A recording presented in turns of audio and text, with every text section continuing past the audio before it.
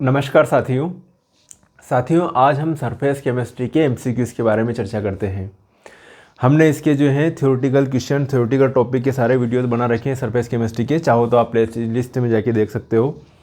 आज हम डिस्कस करेंगे इसके एमसीक्यूज़ के बारे में। और एमसीक्यूज़ हमें पढ़ने की ज़रूरत क्यों पड़ती है? हमारा नॉलेज टेस्ट करने के लिए कि इन एमसीक्यूज़ में से आज जो पढ़ेंगे उनमें से आप कितने एमसीक्यूज़ सही कर पाते हो। तो चलिए नॉलेज टेस्ट कीजिए अपना। पहला जो है क्वेश्चन है आपका, कार्टेल धूम्र अवक्षेपक किस सिद्धांत पर कार्य करता है? कार्टेल धूम्र अवक्षेपक किस सिद्धांत पर कार्य करता है? वर्गीकरण के सिद्धांत पर कार्य करता है, उदासीनीकरण के, लीड चेटलियर सिद्धांत या विद्युत अपघट्य डालने के सिद्धांत पर? किस सिद्धांत पर जो है ये कार्य करता है? तो इसका जो सही आंसर होगा भैया, कार्टेल धूम्र अवक्षेपक जो है वो उदासीनीकरण के सिद्धांत पर कार्य करता है। किसके सिद्धांत पर? उदासीनीकरण के। चलिए आपके सामने दूसरा क्वेश्चन हाजिर है।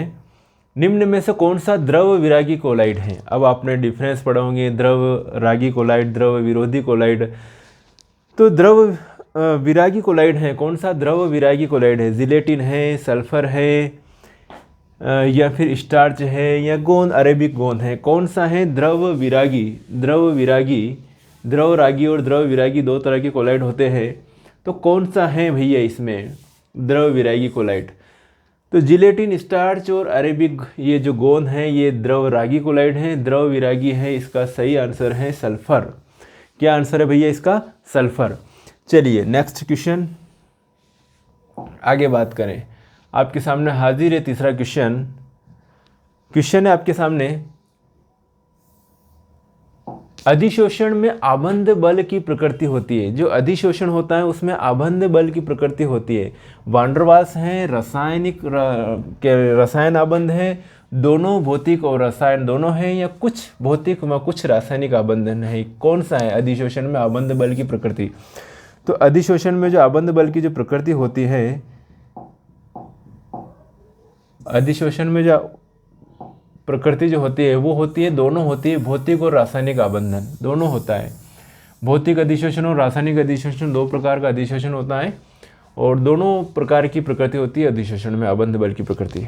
चलिए, द्रव रागी साल की रक्षक क्षमता होती है। द्रव रागी साल की रक्षक क्षमता होती है, क्या होती है? रक्षण क्षमता किससे नापते हैं अपना? हार्डी शुल्जे नियम के अनुसार, विद्युत आवेश के अनुसार, या फिर स्वर्ण संख्या अनुसार, या कोलाइड कणों के अनुसार? तो रक्षण क्षमता को जो नापा जाता है स्वर्ण संख्या के आधार पर नापा जाता है। तो भैया इसका जो सही आंसर होगा तीसरा, ग वाला आंसर जो है इसका सही है। मेरी बात समझे आप? चलिए आगे बढ़ते हैं। कोलाइडी अवयवों का टिंडल प्रभाव होता है।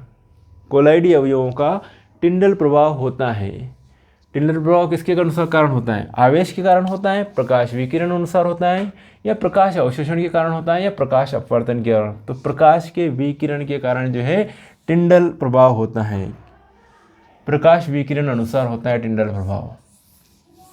चलिए अगला है आपका क्वेश्चन, निम्न में से कौन सा रसायन अधिशोषण पर लागू नहीं है? निम्नलिखित में से कौन सा रसायन अधिशोषण पर लागू नहीं है? अधिशोषण रासायनिक अधिशोषण पर, रसायन अधिशोषण पर लागू नहीं है। अधिक अधिशोषण, उच्च तापमान, बहुआण्विक परत, चलो ठीक है, रासायनिक अधिशोषण पर लागू नहीं है। तो उत्क्रमणी प्रकृति जो है ये रासायनिक अधिशोषण पर लागू नहीं होती है, रिवर्सिबल नहीं होता है रासायनिक अधिशोषण। अगला है आपके सामने हाजिर है क्वेश्चन, कोलाइडी अवस्था में अवयव का आकार होता है। कोलाइडी अवस्था में अवयव का आकार कैसा होता है? तो कोलाइडी अवस्था में अवयव का आकार जो होता है 1 nm से लेकर 100 nm के बीच का होता है। 1 nm से 100 nm के बीच होता है। आगे बढ़े, कोलाइड होते हैं, क्या होते हैं भैया कोलाइड? आपके सामने 8वां क्वेश्चन हाजिर है। कोलाइड होते हैं एक माध्यम से दूसरे माध्यम में अवक्षेप के रूप में, दो माध्यम प्रक्रम, केवल जल में घुलनशील अवयव होते हैं, या वास्तविक विलयन होते हैं? होते क्या हैं भैया? तो ये कोलाइड होते हैं दो माध्यम प्रक्रम होते हैं, परिक्षेपण और परिक्षेप्य माध्यम दो होते हैं, दो माध्यम होते हैं, कोलाइड होते हैं दो माध्यम प्रक्रम। अगला है आपके सामने हाजिर है कोलाइड का शुद्धिकरण होता है, किसके कारण शुद्धिकरण होता है? आपके सामने नोवा क्वेश्चन हाजिर है। कोलाइड का शुद्धिकरण, तो शुद्धिकरण की विधियां हैं, जमाव विधि से, पेप्टाइज विधि से, स्कंदन विधि से या अपवन विधि से। किस विधि से शुद्धिकरण होता है? तो ये भैया है, इसका आंसर है सही वाला जो है भाई साहब डी वाला ऑप्शन सही है, ये वाला ऑप्शन अपवन विधि है, जिससे क्या होता है कि कोलाइडों का शुद्धिकरण किया जाए। दूध उदाहरण है, किसका उदाहरण है भैया? दूध किसका उदाहरण है? इमल्शन का, स्कंदन का, झाग का या सॉल का? तो दूध जो है एक इमल्शन का एग्जाम्पल है। जब आप ये जो अपन पढ़ रहे हैं ऑब्जेक्टिव क्वेश्चन MCQs, इनसे अपना क्या होता है, नॉलेज टेस्ट होता है कि हाँ कहाँ क्या क्या चीज़ें हैं। और इस यूनिट में जो है ऑब्जेक्टिव के क्वेश्चन आएंगे, ब्लूप्रिंट में देख लीजिएगा। ब्लूप्रिंट में जो है 30 मार्क्स के जो है ऑब्जेक्टिव क्वेश्चन ही हैं, इस बार पूछे जाएंगे। चलिए, साल में कोलाइडी कणों को स्कंदित किया जाता है गर्म करके विद्युत अपघटन डालकर, विपरीत आवेश साल मिलाकर, या ऊपर लिखित में से कोई एक विधि से। तो किसी भी विधि से अपन स्कंदित कर सकते हैं, साल में कोलाइडी कणों को स्कंदित किया जाता है। तो इन विधियों में से विद्युत अपघटन डालकर भी कर सकते हैं, विपरीत आवेश साल मिलाकर भी कर सकते हैं, गर्म करके भी कर सकते हैं। तो इसका जो है सही ऑप्शन होगा डी। इमल्शी कारक होते हैं, इसका सही ऑप्शन क्या होगा? इसका सही इमल्शन परिक्षेप्य को सक्रिय करने के लिए, इमल्शन करने के लिए, या इमल्शन को स्थिर करने के लिए। तो इमल्शी कारक होता है इमल्शन को स्थिर करने के लिए। चलिए, फॉग या धुंध एक कोलाइडी प्रक्रम होता है। धुंध, तो जब धुंध जो होती है ना, उस टाइम पे जो गैस होती है, गैस के अंदर क्या होते हैं, किसके पार्टिकल विद्यमान हो जाते हैं? द्रव के। गैस के अंदर द्रव के पार्टिकल, तो गैस में द्रव कोलाइडी प्रक्रम है। धुंध क्या है? गैस में द्रव कोलाइडी प्रक्रम है, गैस में द्रव है उस टाइम पर। अगला है आपके सामने, नीचे कुछ विद्युत अपघटित दिए गए हैं, इनमें से कौन सा स्वर्णसाल स्कंदन आसानी से करता है? बताइए जल्दी से, कौन सा स्वर्णसाल स्कंदन आसानी से करता है?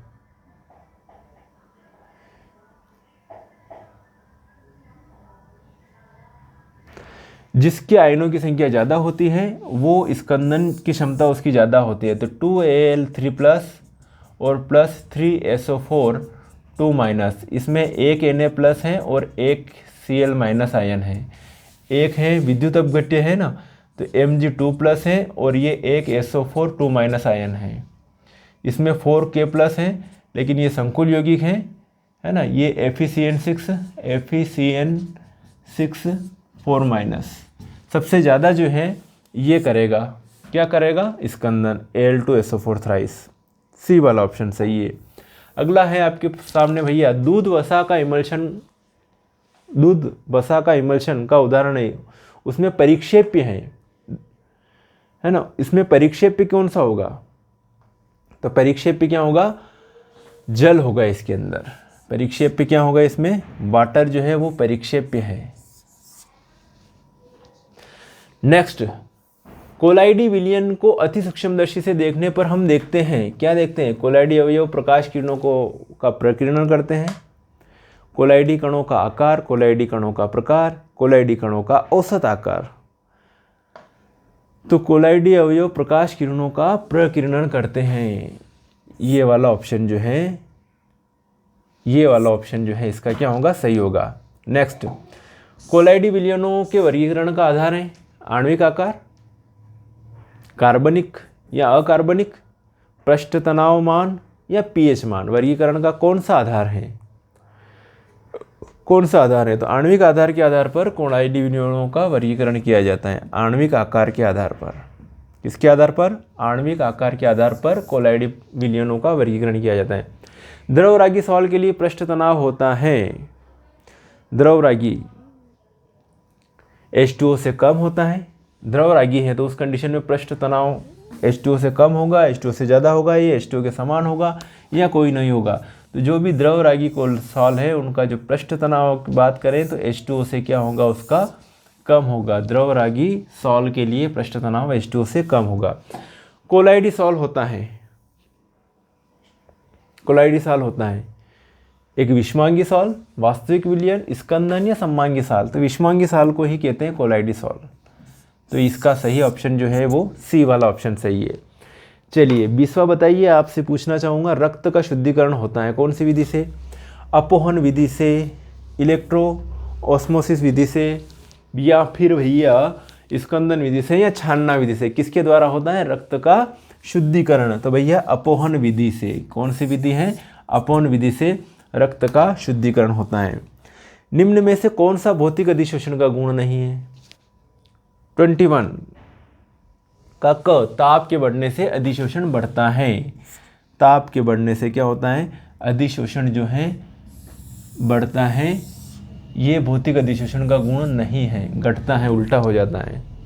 ठीक है, ताप के बढ़ने से अधिशोषण बढ़ता है। 21 का फर्स्ट है ना, आया समझ में? अब 22 बता दीजिए। एक कोलाइडी प्रक्रम जिसमें गैस के बुलबुले द्रव में परिक्षेप्य होते हैं को जाना जाता है। एक कोलाइडी प्रक्रम जिसमें गैस के बुलबुले द्रव में परिक्षेप्य होते हैं को जाना जाता है। झाग, एरोसॉल, सॉल या इमल्शन? किससे जाना जाता है? इसका सही ऑप्शन होगा क, झाग। एक कोलाइडी प्रक्रम जिसमें गैस के बुलबुले द्रव में परिक्षेप्य होते हैं जाना जाता है झाग।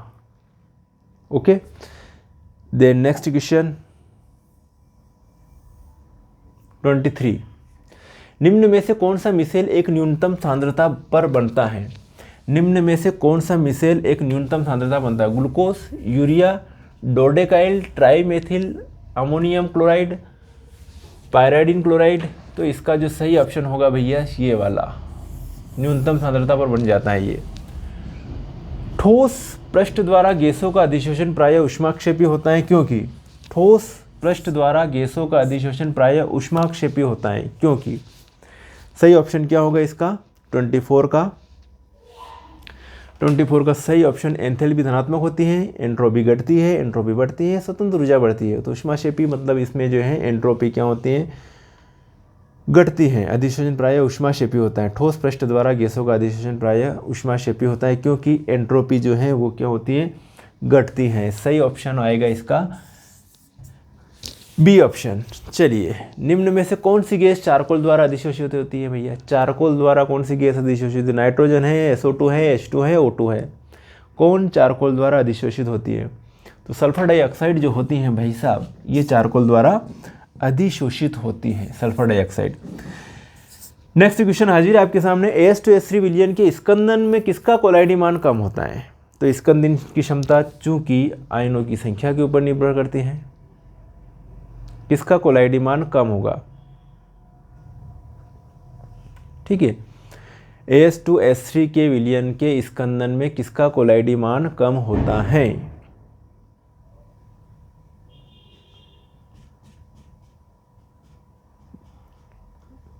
इसका सही ऑप्शन NaCl है, या KCl है, या BaCl2 है, या स्कंदन सबसे ज़्यादा करेगा उसका कोलाइडी मान क्या होगा? कम होगा। स्कंदन सबसे ज़्यादा कौन करता है? AlCl3। तो इसका कोलाइडी मान क्या होगा? कम होगा, क्योंकि इसके आयनों की संख्या सबसे ज़्यादा है। स्कंदन में किसका कोलाइडी मान सबसे कम होगा? ठीक है, स्कंदन कर लेगा तो कोलाइडी पार्टिकल कम हो जाएंगे, और कोलाइडी पार्टिकल कम हो गए मतलब कोलाइडी मान वैल्यू क्या हो गई? कम हो गई। तो इसका सही ऑप्शन आएगा AlCl3। Al3+ और +3Cl-। यहाँ पर K+ और ये Cl- दो आयन है, Na+Cl-, Ba2+ और +2Cl-। यहाँ पर सबसे ज़्यादा आयनों की संख्या हो रही है AlCl3 के, तो स्कंदन सबसे ज़्यादा ये करेगा, तो कोलाइडी मान इसका सबसे कम होता है। चलिए आगे बढ़िए। निम्न में से कौन सा धनायन मिसेल न्यूनतम सांद्रता पर बनता है? 27 sodium dodecyl sulphate, sodium acetate, urea, या अमोनियम ब्रोमाइड? तो अमोनियम ब्रोमाइड ये वाला सही ऑप्शन है इसका। चलिए नेक्स्ट है 28। निम्न कथनों में से कौन सा कथन जियोलाइट से संबंधित है? कौन सा कथन जियोलाइट से संबंधित है? इनका उपयोग धनायन प्रतिस्थापन के लिए होता है, इनकी संरचना खुली होती है। जियोलाइट एल्यूमिनोसिलिकेट होते हैं जिनका त्रिविमीय संरचना होती है ना, जियोलाइट से संबंधित नहीं है। कुछ SiO4 4 माइनस इकाई AlO4-5 द्वारा प्रतिस्थापित होती है। तो मेरे हिसाब से ये जो है जियोलाइट से संबंधित, ये सारी चीज़ें जियोलाइट से संबंधित हैं। इनका उपयोग धनायन प्रतिस्थापन के लिए होता है, सही बात है। इनकी संरचना खुली होती है, सही बात है। जियोलाइट एल्यूमिनो सिलिकेट होते हैं, सही बात है। ये सही बात नहीं है कि कुछ SiO4 4 माइनस इकाई AlO4-5 द्वारा प्रतिस्थापित होती है, ये बात सही नहीं है। तो डी वाला ऑप्शन यहाँ सही आएगा। निम्न में से कौन सा ब्रेडिंग आर्क विधि में प्रयोग नहीं होता है भैया? ब्रेडिंग आर्क विधि में, तो ब्रेडिंग आर्क विधि में भैया प्लेटिनम, सिल्वर, गोल्ड सब उपयोग होते हैं, आयरन उपयोग नहीं होता है। तो इसका जो सही ऑप्शन आएगा इसका है Fe। आयरन 3rd हाइड्रोक्साइड का स्वर्ण में कोलाइडी विलयन में परिक्षेप्य माध्यम धनात्मक और ऋणात्मक होते हैं। निम्न में से कौन सा कथन असत्य है? निम्न में से कौन सा कथन असत्य है? MgCl2 विलयन स्वर्ण मोल को आसानी से स्कंदित करता है, बिल्कुल करेगा। Na2SO4 विलयन दोनों साल में स्कंदन उत्पन्न करता है, बिल्कुल। साल मिश्रण कोई प्रभाव उत्पन्न नहीं करता। दोनों साल का स्कंदन विद्युत कण संचलन विधि से होता है। ये वाला है जो है ये नहीं हो रहा है कि आयरन 3rd हाइड्रोक्साइड में व स्वर्ण में कोलाइड विलयन में परिक्षेप्य माध्यम धनात्मक और ऋणात्मक होते हैं। निम्न में से कौन सा कथन असत्य है? ये वाला असत्य बात है कि साल मिश्रण कोई प्रभाव उत्पन्न नहीं करता है उत्पन्न भैया। चलिए 31 का बताइए, निम्न कथनों में से कौन सा कथन द्रव रागी साल के बारे में ठीक है? द्रव रागी साल के बारे में क्या बात करें अपन? द्रव रागी, तो द्रव रागी उत्क्रमणी है, ठीक है भैया। ये अकार्बनिक पदार्थों से बनते हैं, ठीक है। विद्युत अपघटन डालने पर स्कंदित होते हैं, ये आसानी से स्थायी हो जाते हैं, है ना। निम्न में से कौन सा कथन द्रव रागी साल के बारे में ठीक है? ठीक है, सही बात है। तो विद्युत अपघटन डालने पर क्या हो जाते हैं? स्कंदन होगा ही होगा, बाकी सब बातें ठीक नहीं है। ये वाली बात ठीक है, विद्युत अपघटन डालने पर स्कंदित हो जाते हैं। 31 का कौन सा वाला? ग वाला ऑप्शन सही है। ओके, 31 के बाद 32 की तरफ चले। वास्तविक विलयन में कोलाइडी अवयव का आयतन, कोलाइडी अवयव का आयतन को Vc तथा विलय का आयतन Vs होता है। तो Vc/Vs लगभग 1 के बराबर है, या Vc/Vs लगभग 10⁻23 के बराबर है, या Vc/Vs इक्वल है 10⁻³ के, या Vc/Vs बराबर है 10⁻³ के। तो इसका जो सही ऑप्शन है ये वाला है। वास्तविक विलयन में कोलाइडी अवयव का आयतन तथा विलेय अवयव का आयतन होता है, ठीक है। तो Vc/Vs बराबर 10⁻23। नेक्स्ट है, निम्न मिलानों में कौन सा मिलान ठीक है? ठीक है, इमल्शन है दही, नहीं है, बिल्कुल नहीं है। जाग है मिस्ट, नहीं है। एरोसॉल धुआं है, बिल्कुल है एरोसॉल धुआं। तो ये है इसका जो है सही ऑप्शन है, ये वाला। मिलानों में से कौन सा मिलान ठीक है? नेक्स्ट, सेलुलोज का एथेनॉल में परिक्षेपण होना कहलाता है। सेलुलोज का एथेनॉल में परिक्षेपण कहलाता है, क्या कहलाता है भैया? कोलाइड। क्या कहलाता है? कोलाइड कहलाता है। तो साथियों, आज शुरुआत करिए वापस से वीडियोस की, और इसमें जो है आज MCQs पढ़ा है आपको सरफेस केमिस्ट्री के। नेक्स्ट टॉपिक में फिर मिलेंगे नेक्स्ट प्रॉब्लम के साथ। बने रहिएगा और तैयारी चालू कर दीजिए। दीपावली निकल चुकी है और हमारे पास समय कम है। प्रैक्टिस कीजिए, जहाँ पर जाओ, जहाँ पर बैठो, फालतू बैठो, वहाँ पर ईयरफोन लगा के कुछ नहीं तो MCQs पढ़ना चालू कर दो, कुछ नहीं तो कुछ नया टॉपिक सीखना चालू कर दो। क्योंकि आज के टाइम में हर बंदे के पास मोबाइल तो 24 घंटे रहता ही रहता है। तो कहीं पर भी जा रहे हैं, रास्ते में जा रहे हैं, वहाँ पर ईयरफोन लगा दिया, पढ़ते हुए जा रहे हैं, कुछ ना कुछ शायद एक क्वेश्चन ही आप सीख लोगे। मज़ा आएगा पढ़ने का, जितना ज़्यादा पढ़ोगे उतना ज़्यादा आपको मज़ा आना चालू हो जाएगा। तो पढ़ाई करना चालू कर दो भैया, है ना। पढ़ाई अच्छे से कीजिए। ओके साथियों, मिलेंगे फिर नेक्स्ट वीडियो में। तब तक के लिए ओके बाय।